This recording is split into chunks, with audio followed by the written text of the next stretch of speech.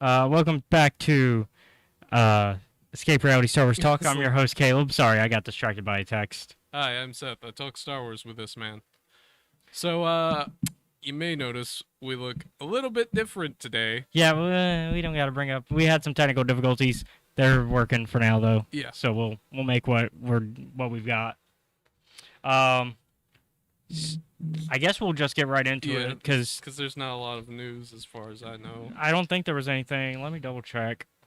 But this week we're talking Young Jedi Adventures, and as I jokingly put into the YouTube box, the description box, you weren't exactly happy about this particular topic. I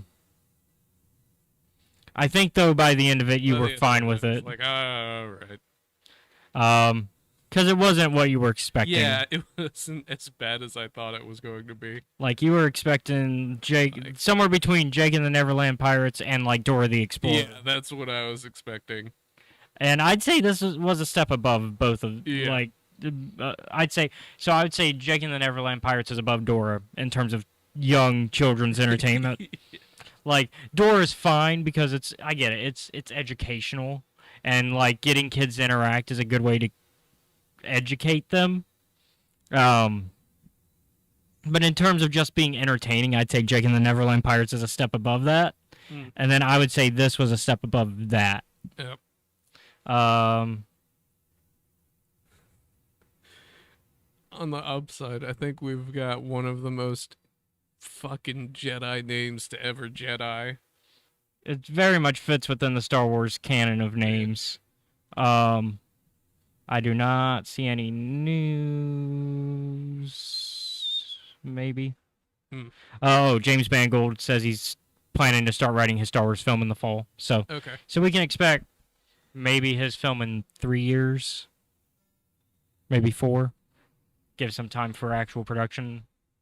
And of course, we don't know if he's going to start writing in the fall. He says he plans to start writing in the fall, but we have to remember that the writer's strike is still going on. Yeah. And that would prevent that from happening if it goes all the way till then.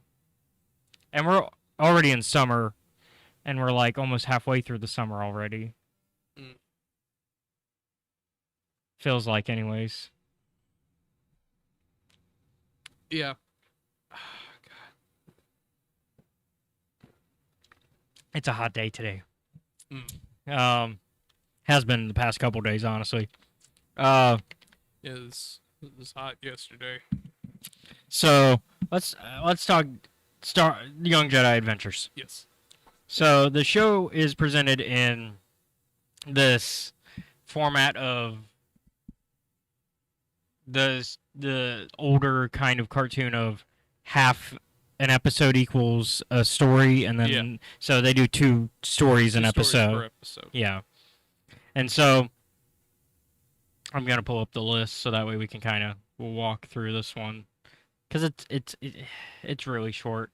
Yeah. I mean, the first episode, the first story in the first episode is them going to the main planet that the rest of the episodes will take place on. Yep. Which is Tinu.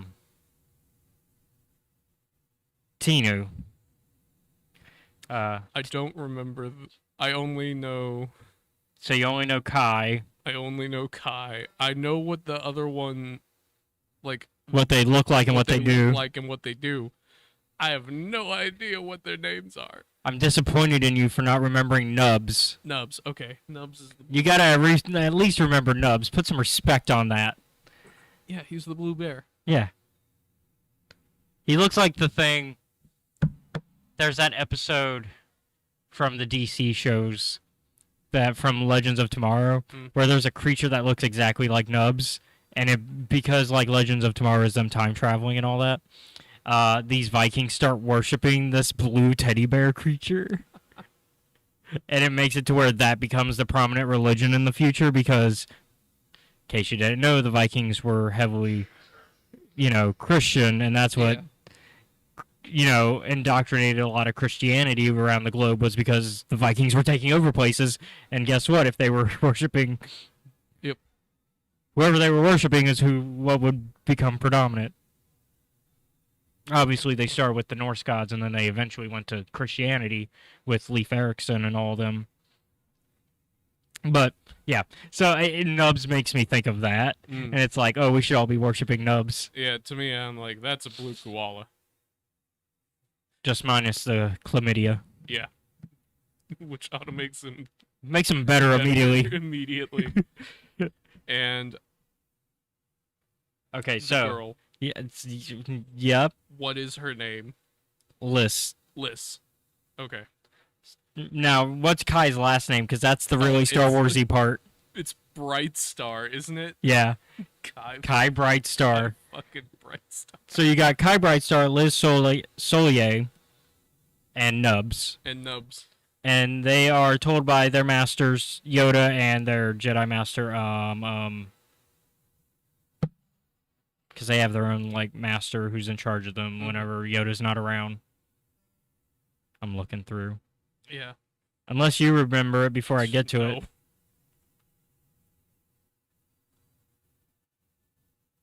Zia. Master Zia. Yep. So Master Z and Yoda say, okay, go to Tinu. We're all going to Tinu. That's where your actual training's going to begin. Galaxy. Yeah, your training's going to begin there. Because these are still younglings. Yeah. So they're not Padawans yet. They're out of the creche. Almost. I'd say Tinu's their new creche. Yeah, I'd say going to Tinu's their new creche, and like they are each other's creche mates. They're like somewhere between like first and they're just not third grade. All I know is they're younglings and they're not Padawans yet. Yeah. Because they don't have they don't have a master assigned to them yet. Yeah. So they can't be Padawans yet. So they must obviously be younglings. And honestly, most Padawans that we know don't become Padawans until they're like 14 to 17. Yeah. Like, Obi-Wan was a late start, and we've seen like Ahsoka be probably the soonest that we've seen. I figure they started like around 13 to 14 years. Yeah. And Ahsoka was like 13, 12, 13. Yeah. And so, like, that's the soonest we've seen start. And I get the impression that our trio are 7 and 8, around there. Yeah, about that old. Maybe 9 or 10, but that'd be pushing it. But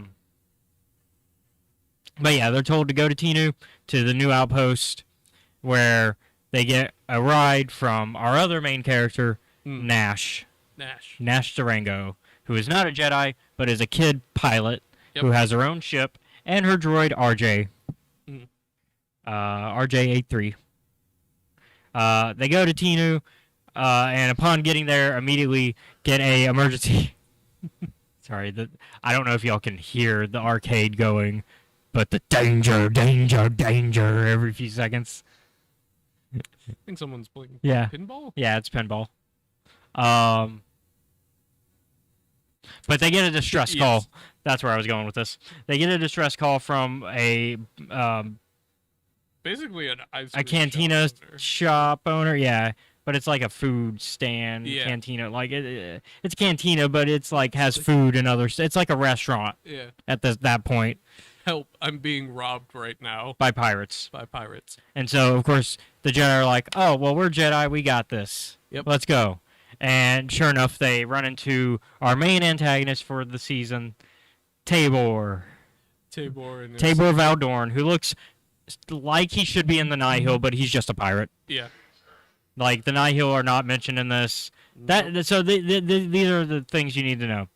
Nothing in the High Republic is referenced in this. No. We know it's High Republic era just because of, like, the way they're dressed, because they've got the High Republic robes, the white and the gold, which is very High Republic look. Also, we know it is because the people who made the show confirmed that, yes, it's High Republic era. So that's how we know that stuff. But really, that's about it in regards to where we know on the timeline. And the show doesn't really give any indication of where. It could be as far back as before the events of Phase 2, because the path's not mentioned either. But it could also be in between Phases 2 and 1, because the path's not mentioned, and neither is the Nihil. Mm-hmm. And actually, the only reference to anything that's not, like, specifically about this show that we get is an Old Republic reference in a later episode when they go to the library together. Yep. Because Kai wants to read about some Old Republic stories. Because he's a nerd. Then again, they're all nerds because they're all looking for different things. Yeah. But like Kai's like, I care about the cool stories about Jedi of the past because I want to be just like them. Because Kai Brightstar, the most Jedi Star Wars name ever. Yep. Oh God. I'm amused. Main protagonist synergy, if I ever heard it. Yep. I am amused that this. Oh, but you were gonna say Tabor's friends. Tabor's friends. Who are never given names. They are. He doesn't say them often. Never says them. So it's Pord, and that's our Gamorrean like rough guy, and then we got EB3, which is his droid. He does say the names. It's just very like at a glance. Yeah. Because often he's busy yelling at Kai. Yep. Because. Yeah, for the Republic. Because Kai and Tabor get a heavy rivalry throughout the season. Oh, yeah. It's... Oh, man. Like... So this episode, they...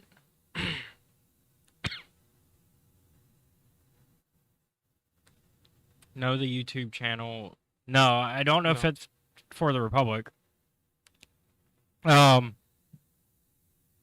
But Tabor and Kai kind of go through it every few episodes.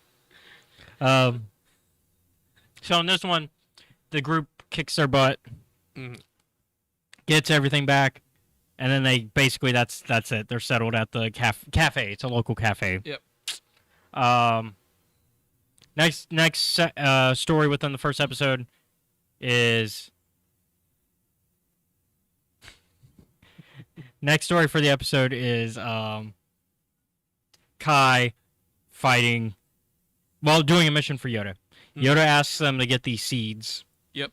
And so they go get these seeds. And before that, they were messing up some training where they were they're trying to get used to catching two things at once. Yep. But the thing is, Yoda tells them, hey, you need to focus on one thing. You need to pick. And in the case of that, it was like picking his friends over his weapon. Yeah. While his lightsaber is important, you can replace a lightsaber, you can't replace nubs. Yeah. And so after they fight, after Tabor tricks everybody into leaving their ship with a distress call, steals the seeds off the ship, and tries to sell them to the pirates, which the pirates laugh at, by the way. Like, these... What are we gonna do with these? And so they then take the seeds back from Tabor, and almost after losing nubs, Tabor steals Kai's lightsaber and keeps it, because Kai chose nubs over his lightsaber, as he should. But we're not gonna go over every episode in particular. That's just the first episode. They bring the seeds back. Turns out they're like firework plants. Yeah. So it's a plant that grows fully within a minute, and then starts shooting fireworks. Yep. One-time use thing, I think. Because you asked me about that. You were like, so does it keep just going? Or how does that work? God, I think my exact words were, God, I can't wait for a fireworks show every time the wind blows. But I imagine it's a one-time use thing. It goes off and then... So we'll kind of skip the rest of them. Most of the show is basically them getting used to the planet of Tanu, and also like getting to know Nash and the other characters. It's really, and the show is just life lessons. The show of like, hey, this is how things should go. This is friends are more important than objects. Things like that. Stuff like that. Care for plant and animal life, because Liz is connected to the animals. That's her main gift. Kai's more combat centric, and Nubs is Nubs. That boy is strong. He's strong though. He is strong. He did not skip leg or arm day. He's never skipped a day to work out. Never. God. And so there's actually some cool things here and there. Like we don't get any particular references to where we are in the High Republic era, but we do get like a cool thing that if you have kids who happen to be watching YouTube and Star Wars content, then they've already watched like the Galactic Creatures show. Yeah, there's a crossover episode. Yeah, which the Galactic Creature show is just like this short, like 3-minute thing of like, here's a particular creature in Star Wars, and here's some fun facts about them, and they go over like some of the biological things that are pretty cool, like keeping it kid friendly, but like it's very interesting. Of like, this is how they work and operate. It's almost like and it has like a robot that's like a more goofball Crocodile Dundee who's like follows the creatures and tries to film them, but he's more of a goofball. So like, you know,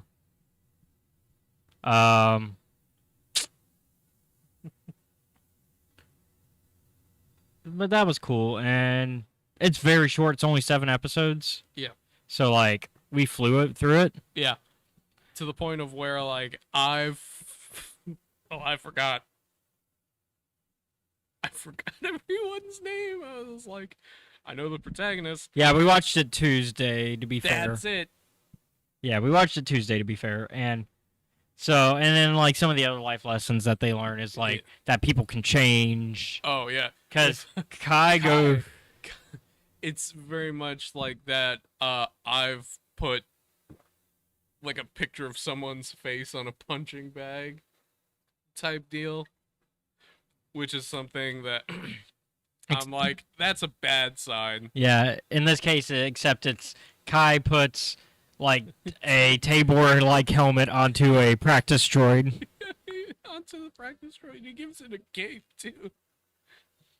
Like, I love that episode starts in like, oh no, when you saw that. I'm like, yeah, that's because I'm like, oh no, this isn't good. It's fine to want to stop him, but that's getting towards obsessive levels. Yeah. So I'm like, it's Anakin levels of. Yeah, if it was just directed at one guy. I do like the training droids because of how like over the top in terms of like difficulty they are for these younglings. Like you got like General Grievous here with like 4 combat sticks ready to go and beat up some children. There's some other good life lessons though. Like in the case of that one, it's very much like people can change, and also you got to kind of let go of things. You don't need to hold on this anger to a particular person for that long because it's just not good. It gets obsessive and unhealthy, like you were saying. Yeah. We also get like a teamwork episode. We get like a lot of your standard things. Yeah, standard fare stuff that I think it's good to teach kids around the ages that this show is really the demographic for. We are not the demographic, as I was saying when we were watching it. We were like, this is a good show. We're not the demographic. Yeah. Like, I'm like, this is something that I would like show my younger siblings. Yeah. Not Lee James though, he's too old. Yeah, he's a little, but like younger. Like Elliot and Crimson. Yeah.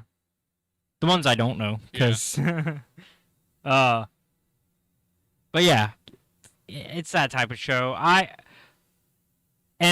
So after watching it, there's not a lot of lore. No. And I expect going forward, it probably will continue to not be lore heavy. Yeah. Because it's like, why would we do that? But it was good that we checked out at least the first season.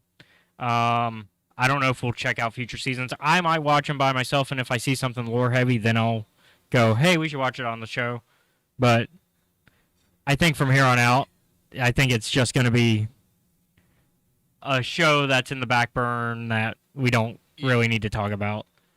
Once again, not because it's bad. It's actually good. It's just not for us. Not the target audience. Yeah, we're not the target audience.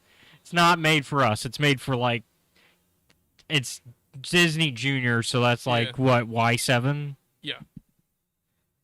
Yeah, so it's made for Y7. I think we're gonna make this episode pretty short. Yeah. Because there's not really, I mean, anything happened this week? Apart from talking with Andrew about him and his game. Yeah, we started working on stuff for that game.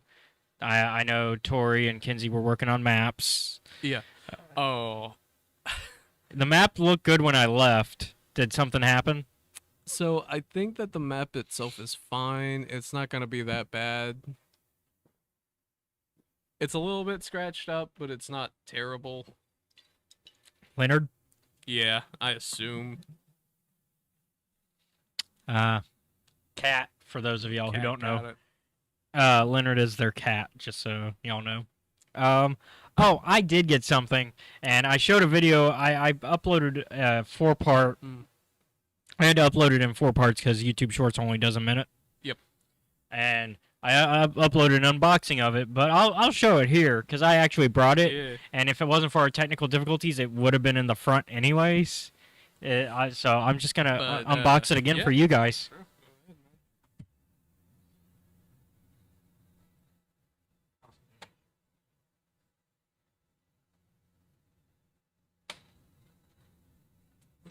So for our audience that does not know, Caleb here is a huge Old Republic fan, to put it mildly.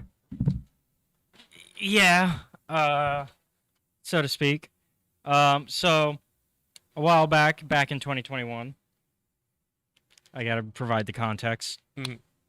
They released a Knights of the Republic for Switch port, but it didn't come like this. It was digital only. But Limited Run Games is a website that does like exactly how it sounds. They do like limited runs of things, specifically in gaming. And so like they do pre-orders and you buy it and you can get like collectors type stuff, right? So I went all out on this box set. This was $300 with shipping. But this is back in 2021, so that money's long gone. So it finally came in the mail yesterday. And it came with a bunch of cool stuff. Off the top, since I already have it, the Pazak deck. So if y'all don't know, Pazak is a card game that's in Knights of the Republic. It's basically blackjack. Yeah. Except it goes to 20 instead of 21. And it comes with all the cards. So these are like your base cards that these are the ones you're playing against, so like the dealer cards. But you're also usually playing against somebody else and trying not to bust before them. But then you've got your hand cards, which can consist of negative modifier cards, which are these red ones, positive modifier cards, which are these blue ones, or if you're real sneaky, positive, negative modifiers that you get to choose what the modifier is. So that is Pazak. Then it came with the steel case, like I showed you guys already. Which in the main case it came with, because there's a main case as well. But I put it in the steel case for now. So I put the game cartridge back in there for now, so they could see it. So it came with an actual cartridge, which is a rarity in these type of situations, because usually when you get a game that's released digitally for Switch, you can get a box sometimes for it, but it never comes with a physical cartridge. Like, I know you can get LA Noire that way. Like, you can get a box for LA Noire, but it doesn't come with a cartridge. It just comes with, like, a code for the digital copy. Or if it is a cartridge, I think you still have to, like, download it from the internet rather than from the cartridge. And then it came with an actual instruction manual, which is a rarity at all. Which is helpful. Yeah, I mean, that's crazy nowadays. Yep. To get, like, an actual... It's very beautiful, actually. It's got color. It's color, too. It's not, like, just black and white. Like, so they put a lot of effort into that. They call it the Galactic Database. I like that. Let me open the actual case, though, where a lot of the stuff was put. Not everything was in there, but yeah, no, yeah, go ahead. Yeah, you won't miss too much. Yeah, I already got to show you some of it, so. Got a certificate of authenticity, making sure everything's legit. And then they got a case for your case. It's a full-size case. I like the design. It's got like this green, the green Xbox green, which is which it makes sense considering Knights of the Republic was originally a Xbox and PC exclusive. But yeah, it's a case for the case. Here's the regular case, not the steelbook. Doesn't have anything in it because I moved everything to the steelbook.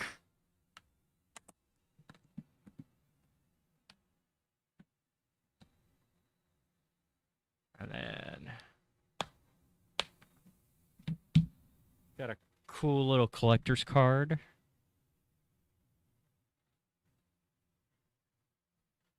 Some miniature lightsabers. You got Sith Revan lightsaber and Jedi Revan lightsaber. So you get both designs.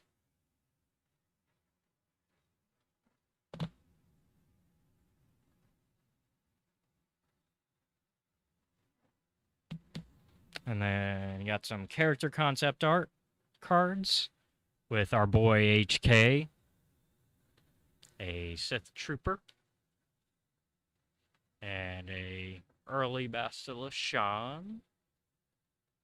It's real shiny, so I'm trying to make sure the light doesn't catch it too hard.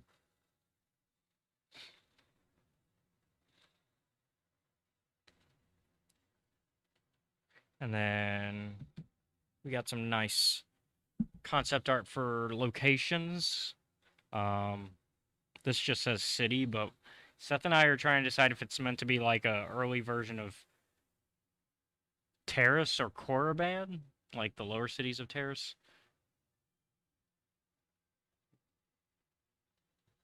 The type of structure yells Korriban in the like the stony look, but it like also looks like it could be Terrace because it's like lower, but it says like City 6, so I don't know.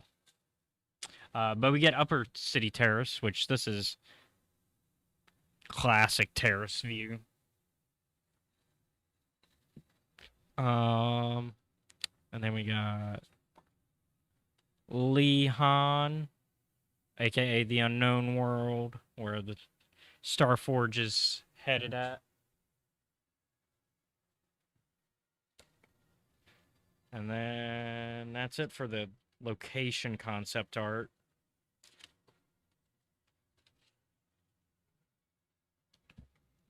Got a nice double side coin. Republic. Republic on one side. Sorry, the light glare's getting it. There we go. And then Sith on the other.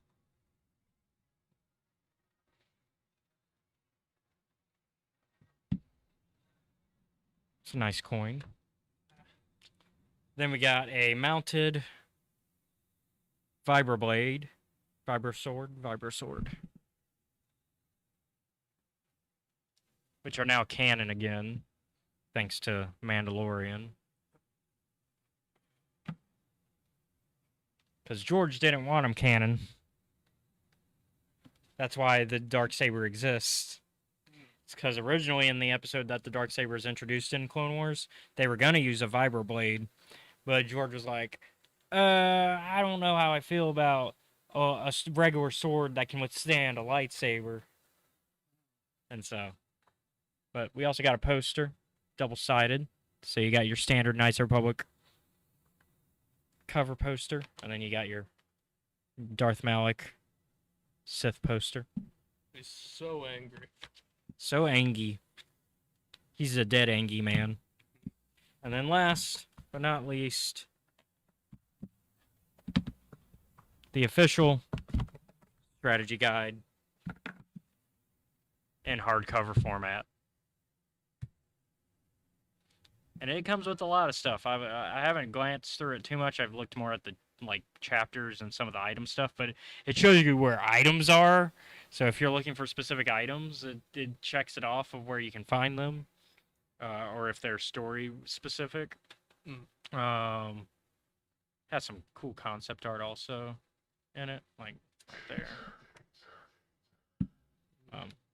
For the audience, right there. So I think that's cool. And then it also tells you, gives you some guides for the romance and companion quests. They call them in this book romance quest and messenger quests, because most of them are you're dealing with messengers. But yeah, it's a full walkthrough guide. It's got everything. It's got all the planets. I don't know if it provides if it's like a classic strategy guide where it's like, this is the best build you can do. Like, because, the older guides, that's how they worked. Because this was printed specifically by Limited Run. Because it's got their little logo there. And then it's the Master Edition strategy guide, which is the edition that I ordered of the Limited Run print. So that's everything that came in that. I think it's cool having all this cool stuff. Would I do it again? I don't know. At the moment, no. At the moment, no. I almost did for the Force Unleashed version, but I think it comes down to how badly I want all the extra stuff. Yeah. Like, I could have probably done a cheaper one where it's just the game. Like, it's not even the steelbook case, it's just the regular case and a physical copy of the game. And I would have been happy with that probably for say, the Force Unleashed one. I didn't grab it in time to do that. Oh, well. And unfortunately, now the only way you can grab most of these things is through scalpers. So, because by the time it comes out, it's been 2 years. You couldn't have ordered it. Yeah. I mean, that's the bigger issue with it being such a long wait. Because apparently it's because they make some of these things after the orders are done. So they they go, okay, you have until X day to order, and they give everybody until X day to order. And then once everybody who wants to order has ordered by the X day, they go, okay, no more orders. We're going to start printing everything off. Yep. And so I can see for like the steelbooks and for like the Bazak deck and stuff like that haven't existed before. And like the book, the new strategy guide version of the strategy guide, those things haven't existed before. They had to print those off. But I have been told by reliable sources that some of these things are not new. And such as the miniature lightsabers and the miniature sword, vibra sword. Those are not new. Those are reprints that Limited Run Games has done because nobody makes them anymore. So I don't know if they were able to get a supplier to have those or if they did have to make those from scratch as well now. Because if they didn't have to make those from scratch because those were things that already existed, I feel like a 2-year waiting period was a bit long. But it also depends on if they waited until they could ship everything out at once, because I was 4,000 out of 8,000 according to my certificate of authenticity. So that's 8,000 copies of these, specifically just the Master Edition, not every version of, just the Master Edition. I mean, so it could have been. I can actually look right now and see, because I still have the order on my phone. But yeah. What did you think of all the goodies inside? Was there anything you liked? I figure you and I are probably going to mess around with the Bazak deck. Yeah. Because we like to play cards every now and then. Yep. So I feel like we're going to try to figure out how the rules work for that particular deck, how that would work. Yeah. Because there's no instruction manual, so I'd have to figure out how, like, we do it physically. Yeah. But that would be cool. That could also be. This isn't like the other. No, it's not like Sabacc where it came with the instructions and everything, and we knew like we were able to figure out exactly how something works. No, this is okay. How do we make something that we've only seen in the video game work in our game? And also, how do we? Because with the deck card, like with the actual deck, how would that work for us? Do we split the deck evenly and then shuffle them and then decide like, because that, and then I guess we pick our top 4 cards because you only really get to use 4 throughout a match. I don't know. And then let me see if they've got any. Okay, so I'm on their shop right now. Let's see if they've got any Star Wars deals going on. It always has been a bit strange to me why sometimes like video games will put in like a card-based mini game. They're always popular though. I know, that's the weird part about it to me. I'm like, all right. Give me one person who's played Final Fantasy VIII that didn't like Triple Triad. Like, yeah. And then of course, I think Triple Triad's actually the most successful version of a card game in a video game because it's a card game that actually rewards you for playing it. Because as you play it and you unlock more cards, you can actually use that as part of the junctioning system in Final Fantasy VIII. So you can actually use the cards as part of which junctioning is the magic system in Final Fantasy VIII. So you can actually, it reworks into your actual regular gameplay, not just for the card game. And then you can also turn enemies into cards for the card game as well. So, I think it's the best version. I assume you mean like after you fought. No, when you're fighting them, you're fighting them, you can just turn them into a card. Are you fucking? There's a card ability that you can unlock that you just go card, and then if they are weak enough and they fail the check, they turn into a card. Oh my god. And then you just reuse them as part of the card game.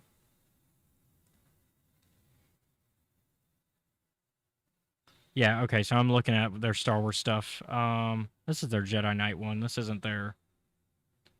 So they did a Jedi Knight, Jedi Outcast, and Jedi Academy one as well. For their version, for Jedi Outcast, for just the regular box and not the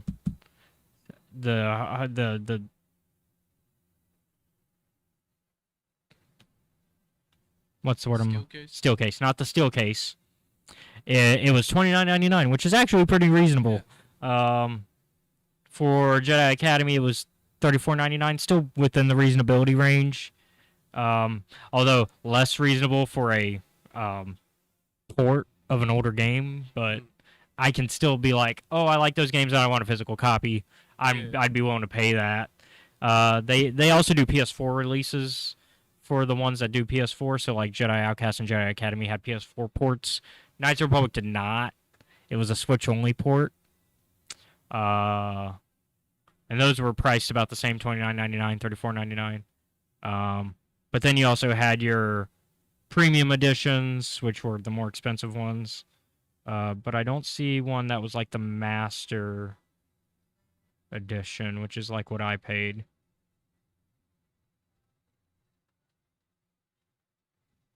Oh, well.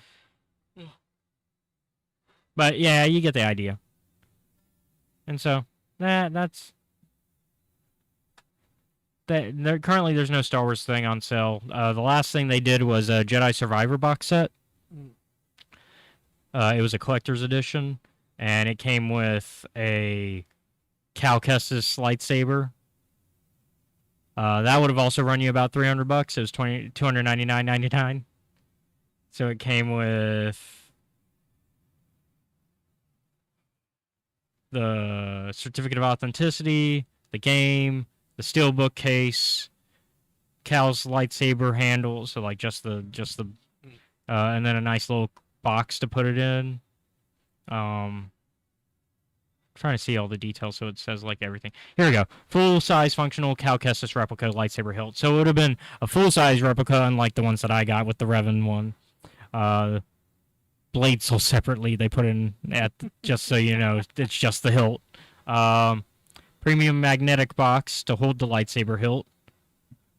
Certificate of authenticity, official steelbook, physical copy of the game on PlayStation 5, and then it comes with all the cosmetic stuff that you get if you got the deluxe edition, which is what I had. So the Obi-Wan and the Obi-Wan cosmetics,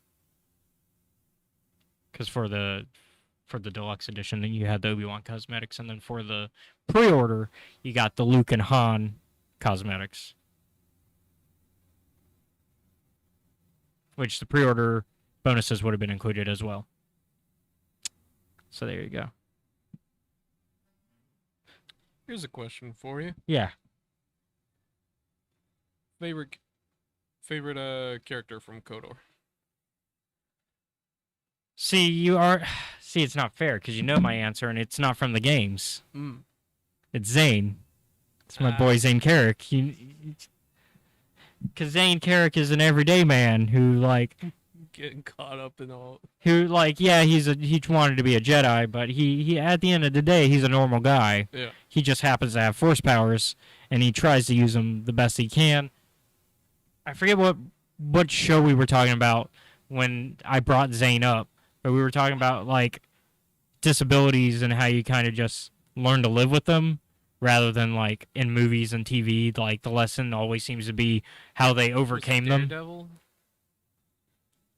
I think we were talking Daredevil into it, but it wasn't the initial topic.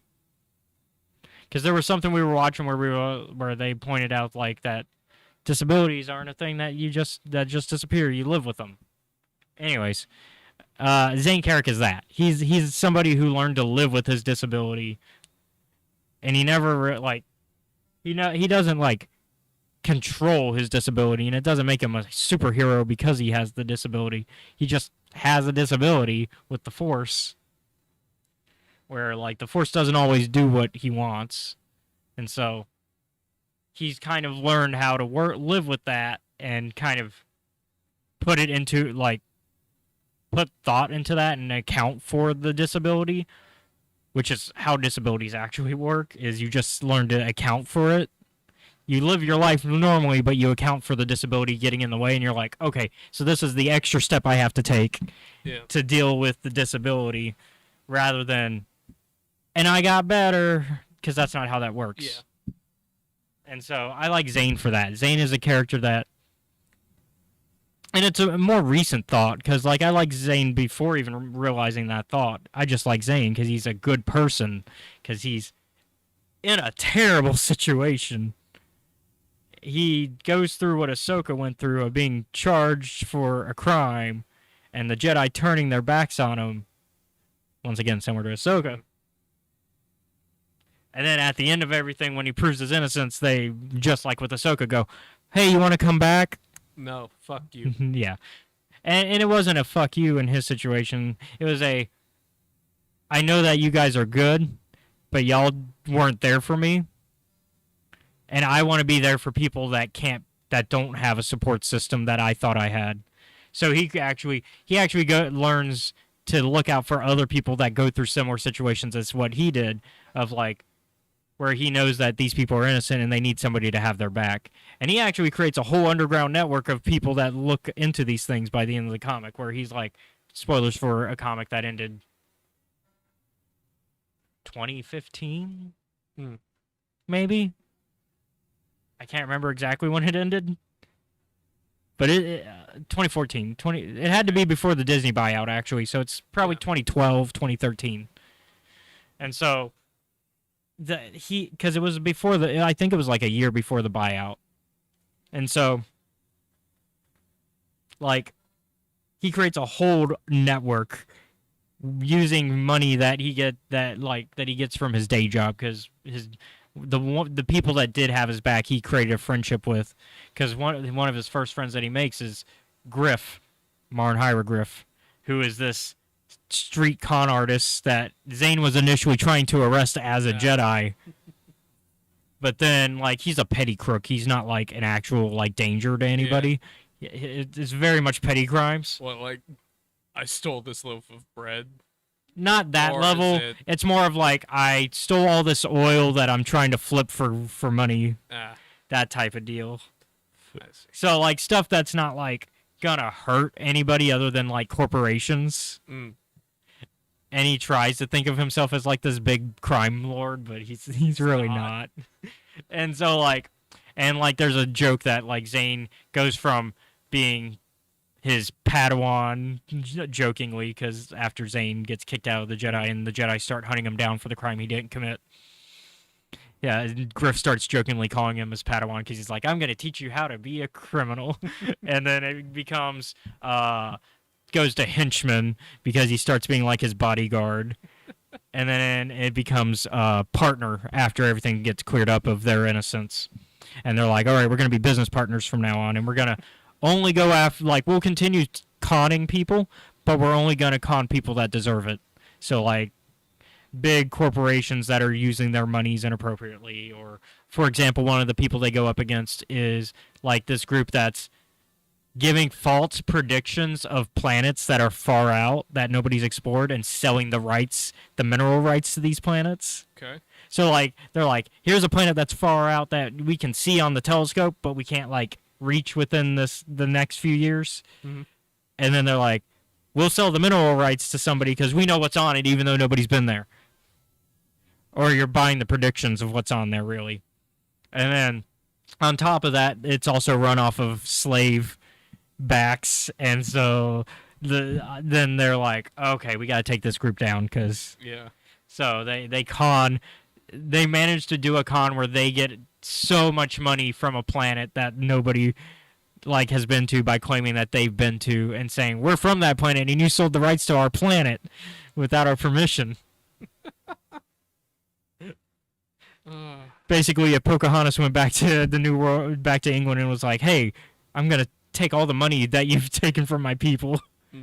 Like, and it's a pretty cool idea of them doing that. And they do other stuff like that. And they run into, like, the Crucible, which is this big syndicate that's, like, the big bad for, and, like, we find out there's been a bad guy throughout the comics since, like, Volume 2 that's been a secret villain, so there's a twist villain. It's a really good comic. It's 50 issues for the main storyline, so not a lot of reading. Like, 50 issues sounds like a lot, but then when you sit down and read it, it's not a lot. Yeah. And then there's, like, 5 other issues that were part of a sequel mini-series called War, because at the time they were doing, like, mini sequel series to a lot of their Star Wars comics, because this was Dark Horse at the time. And they did a Legacy War, which was, Legacy is a comic that takes place 100 and some odd years after the events of Return of the Jedi in the future. And then, so they were like, let's do the same thing for Knights of the Republic. And Knights of the Republic War was about Zane getting enlisted into the Republic Army because he was no longer a Jedi, which means he's no longer unable to be drafted because he couldn't be drafted initially into the war because he was a Jedi, and Jedi weren't allowed to fight in the Mandalorian Wars. Unless you were Revan, which we actually get some answers of, like, how Revan and Malik managed to convince the Jedi to let them do their thing, because Revan is like a cameo. He's not even a tertiary character. He's a cameo that appears like twice in the entire comic run. And this is also during a time when Revan's canon gender was not decided yet at the time for Legends material. So we didn't have the Revan novel. We didn't have the Old Republic video game yet. So actually, it was before 2012. Because the Old Republic video game came out in 2012. So. And then you get Malik as a tertiary character who's like a friend of Zane's who comes in every now and then. Zane actually saves him at one point. And we start to see the seeds of Malik becoming dark side. So, like, in Volume 1 and 2... Volume 1, he appears only in Issue 0. Because they did an Issue 0. So there's actually 51 issues for the initial run. But for Issue 0, he appears and he's, like, a quick cameo bit that's, like... explaining what's going on with the Mandalorian Wars and how the Jedi are, like the Revankists, as they're called, are going out to go explore what's going on with the Mandalorians. And this is when he has hair. Volume 2 is the next time we see him. He's bald now because of things that happened to him. He got experimented on by a Mandalorian named Demigol, who is trying to science the Force. Woo. Goes about as well as you expect, in that it doesn't. But he's trying to science the Force, and obviously he needs test subjects. So, of course, with the war going on with the Jedi, what a perfect opportunity to have test subjects that you kidnap. You know. So then Malik leaves with a few other Jedi and a Mandalorian named Roland, who's a turncoat. Turns out the Mandalorian named Roland did not go with the Jedi. He then snuck back aboard onto Zane's ship to hang out with Zane and Jariel and all the other members of that crew.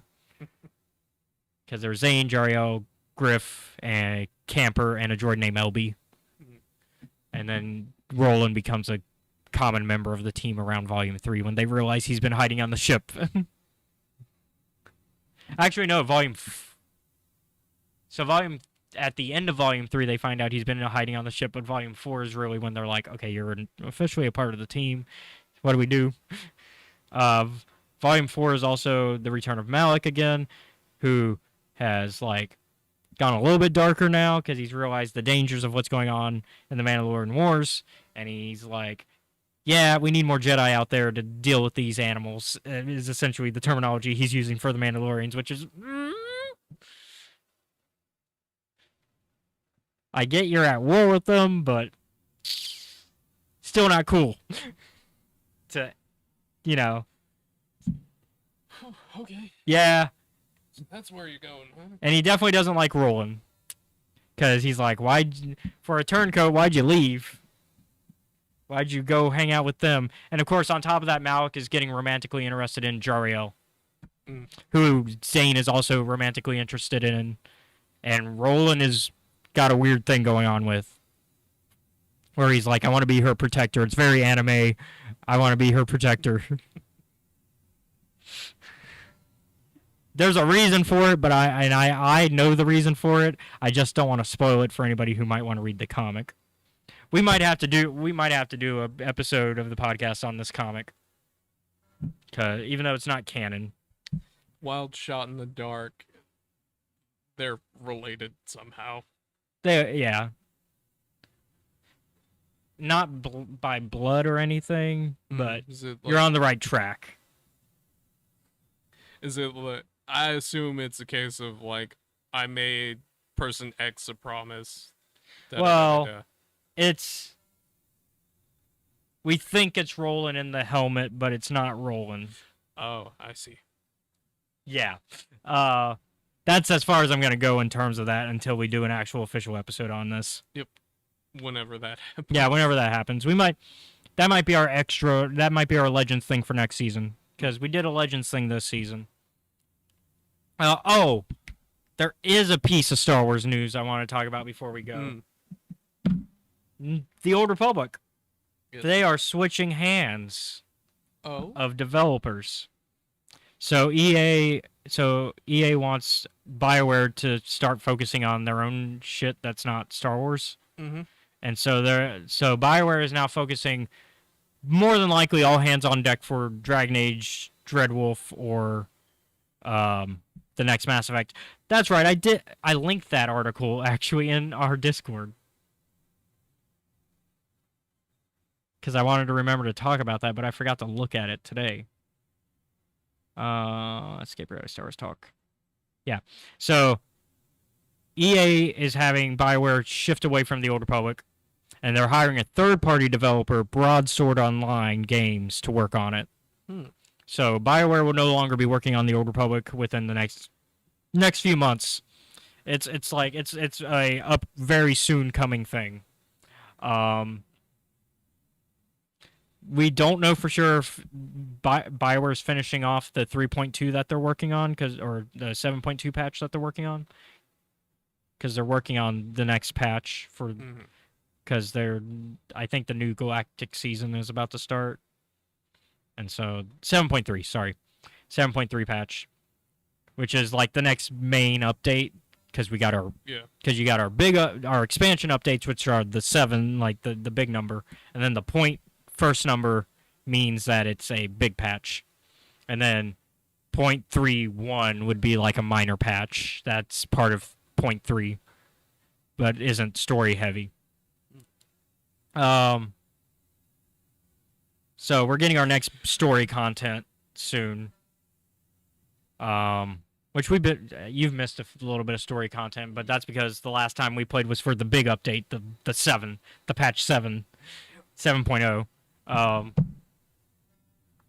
But I've been playing the 7.1, 7.2, 7, so I've been playing that stuff. But last I remember, Malgus had finally been put in prison. Yeah, so Malgus was in prison, but then so he's not out right now. But 0.1 and 2 had you meeting up with him very like Silence of the Lambs. Hey, I need some advice about what's going on with this ancient Sith and their shit. Because remember, we went to Knoll, the ruins of Knoll, and so that the Knoll stuff is starting to kick in, and so we're trying to figure out what's going on with that shit. So I think it said in the Star Wars Newsnet article that Broadsword might be working on finishing up 7.3. Yeah. Yep. Broadsword will oversee planned content updates such as the upcoming patch 7.3 and the next PvP season. It is expected that more content updates will come in time under the developer's watch. Broadsword is known for a few other MMOs. They've worked on Ultima Online and Dark Age of Camelot. So I know Ultima Online because Ultima is a classic CRPG. Like Ultima is like classic CRPG, like 80s. And then Ultima Online was obviously the fruition of all of 9 Ultima games. Yeah. There's people that want Ultima to come back because it's been a while since we had an Ultima game. The last Ultima game was like in the 2000s. 9 was not great, but some people like 7, and then 8 was also in that situation where people didn't like it. But it's definitely a good time for a lot of CRPGs to come back because people are enjoying CRPGs. I mean, Diablo 4 just dropped, and people have been loving Diablo 4. We're about to get Baldur's Gate 3. So it's a good time. It's a good time to be a CRPG fan, RPG fan, Star Wars fan. Nerd. It's a good time to be a nerd. Yep. I think that's going to be everything. If we went an extra 30 minutes just talking Star Wars and CRPGs I think we're good. Yeah. We're now at the time of when we normally would end anyways. Yeah. So it actually worked out. But thank you all for watching. Next week, let me look at our schedule. Hold on. Let me pull it up. What are we talking about next week, Caleb? I want to say I know what it is. Well, let's make sure then, shall we? Yeah, because I think I said... So I know what I said in the car. Mm-hmm. I'm double checking that is correct.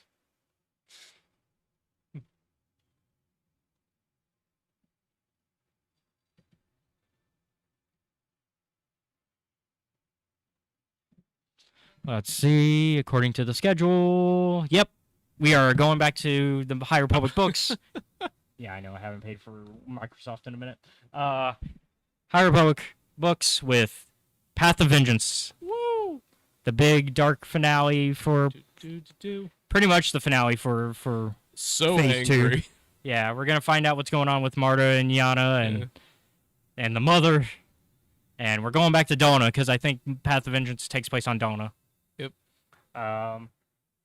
So, thank you all for watching. Be sure, if you're watching on YouTube, youtube.com/Escape Reality Films, be sure to like and subscribe to the channel. You can also check us out on Twitch. If you're watching on Twitch, that's twitch.tv/Escape Reality Films. Be sure to follow or subscribe. And then we also are on TikTok with Escape Reality Films being our app. where you can find different content. I do comic books, talk about the comic books coming out. I talk about Star Wars in general. I post funny things like I just posted today, my dog with the Spider-Man mask on, in celebration of the new Spider-Man into Across the Spider-Verse movie. I do movie reviews also on there. That's another thing I do on there. Also, shout out to Mopcast Network, who provides us this space. They do a podcast that I'm a part of that's just called Cult Movie Cantina, where we talk about cult movies and show them to somebody who hasn't seen them, and we just talk about them, have some drinks. We're actually coming back finally. We've been on hiatus for that show for a minute. I'll wait till next week to say what we're talking about. I already know what we're talking about. We're filming it tomorrow, so I think it should come out this week, but just in case, I'll wait till next week to mention it. And then also shout out to Gamers and Geeks, who provide the space to Cult Movie Cantina. Oh, Mobcast Network. You can find them at youtube.com/Mobcast Network. I co-host and I produce for them on the show, so you'll see my face there as well. You can also find them on facebook.com/Cult Movie Cantina. And you can also find them on any podcasting app at Mobcast Network. MOPCAST Network. And then Gamers and Geeks is our local gaming shop who provides the space to Mobcast Network. They have everything you can want. Right now, they're doing a Warhammer thing because there's a new Warhammer drop today. So, if you're a Warhammer fan and you happen to be in the Mobile area, local gaming shop. They also have an arcade in the back, as we mentioned earlier in the podcast. Pay $10 for the day up front. You get a wristband, and you can play the games. They're all free play machines, so you just got to pay the $10. And then inside in the same building, we got Engage Gaming. They are a rental gaming service sort of deal where they like rent the machines, but they're like in-house, so you pay an hourly rate, and you play the machines within the shop. So you stay in the shop, and you play the machines. Almost like an arcade, essentially, at that point. But they have PS5s, Xbox Series X, PC, VR. You can also buy older games. I was looking at their collection earlier. They got like some, and even newer games because they got all the way stuff all the way up to PS5. But they go all the way back to like NES. So, good collection of games. Like, they got NES. I didn't see any N64, but I saw Super NES. I saw some GameCube. For those of y'all who like that console, because I know that GameCube games are hard to find sometimes. But yeah, they got PS3, PS2, PS4, PS5, Xbox. They got it all. They might not have the game you want, but they've got a good collection of games still. I saw they had. I've been playing Mass Effect lately for the streams. So, and I'm almost done with Mass Effect 3 because I've been doing the Legendary Edition. So that's 1 through 3. But I don't have Andromeda, and I kind of want to get Andromeda so I can continue the Mass Effect thing. And I know Andromeda is the least liked of the Mass Effect games, but that's still a Mass Effect game, and I want to see it for myself. So with your and over there it's like $4. So with the edition you're playing, does that have the Citadel DLC? Yeah, it has everything. Yeah, man, that's gonna be a treat. Yeah, no, I already did the party at the Citadel. I had my party. I think we talked about this last week that I did the party. But yeah, because you get the apartment that Anderson leaves you, and he's like, "Here, I don't want it anymore. I'm fine. I'm fine on Earth, even though there's a war still going on. I would rather be. I want to stay on Earth. Here, have my apartment." And then you have a party there. Because you're on shore leave. It's the shore leave DLC. Yeah. After you fight, spoilers for a game that's a decade old. Yeah. For Mass Effect 3 DLC, you fight a clone of yourself. Because it turns out in Mass Effect 2, when they brought you back to life, they also cloned you. So that way they could have spare parts in case they needed to fix you. And now your clone's gone rogue, and so you fight your clone, because your clone's like, I want to be you, I'm going to replace you. Yep. And that's how the Shore Leave DLC starts. You fight your clone, and then you get to have your party after. But yeah. What else am I? Oh, Patreon. Another way to support us is check out our Patreon. It's patreon.com/Escape Reality Films, where you can, there's a bunch of different tiers. You can check out our comic that we're working on with some of those tiers. You can check out my books that I've released and get them on a discount. You can watch our YouTube content a week before it's uploaded to YouTube. And we also want to shout out our Patreon member, Jennifer Brantley. Thank you for supporting us every month. Yeah. And I think that's everything. D&D. Yes. So, you can catch, well, him. Occasionally. Because sometimes work gets in the way. And as much as I would love to be over there, work comes first because I still need a place to live. Yeah, you still need money. Yep. But you can catch the rest of our friends over at Steam, all caps, _dungeon at Twitch TV from 5 to 7 Central Standard Time on Sunday. The party has begun. Yes! And man, oh man, it's like some characters are upstairs messing about. Everything is going a little bit wild, but in a very passive-aggressive way, where it's like one of us is just waiting to like for something bad to happen. So is it like y'all are like? Is it the awkward tension of like almost like being at a prom where you guys are sitting across drinking the punch, waiting for somebody to make the first dance move? I would say, except in more, this case, instead of dancing, y'all are waiting for somebody to throw the first punch. Mexican standoff, like we're just waiting. But y'all are like watching each other. Yeah, very much like keeping an eye on each other. It's like as if you mess up, much as Twitch the wrong way. Like I'm not gonna throw the first punch. It's like I'm not gonna throw the first punch, but if you do, we're basically just waiting for that to happen. But like the other side is also like that. They're like, if you throw the first punch, then we'll. Yeah, it's like, what is the thing that is going to like break this impasse? Or it sounds like y'all should be friends because nobody's throwing the punch yet. Realize now you've been making a fucking pun. All right. But yeah, that's it. We're over there. Yeah. Okay, so yeah, tomorrow. Yeah. Go tomorrow I'm gonna be working on something. I'm working on the next one shot. Oh yeah. A lot happier in tone than the last one. Yeah, we got to build everybody's characters, especially since everybody that's playing has never played before. I think only 2 people have played before, and one of them seriously, and then the rest, and then the other person who's played before was trying to get out of it because they didn't like the group. But since this is a group they know, it's a little easier. Yeah. So everybody else though has never played before, and then we're gonna have a first-time player doing a magic class. Oh boy, that's always fun. Out of spite because they know that that's a bad choice to do first time. That's Matt, our usual Twitch sponsor, but he hasn't been able to lately. But yeah, Matt's like. I told him, I was like, yeah, usually you want to start with with a martial class. And so in order to like help make things easier. Yeah. But he was like, nope, magic. I'm doing it. And then he doubled down when he talked to a roommate who like tried to also explain it. And he was like, oh, then yeah, I'm absolutely doing it. Man, oh man. So it'll be fun. Yeah. We're gonna have some goofs. Don't know when we'll start recording them because we're just gonna do character session 0 essentially tomorrow.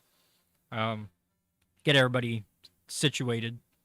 But yeah, that's it for this week. We'll see you guys next week for the High Republic Path of Vengeance. Have a good one. I've spoken. Later. Catch you around.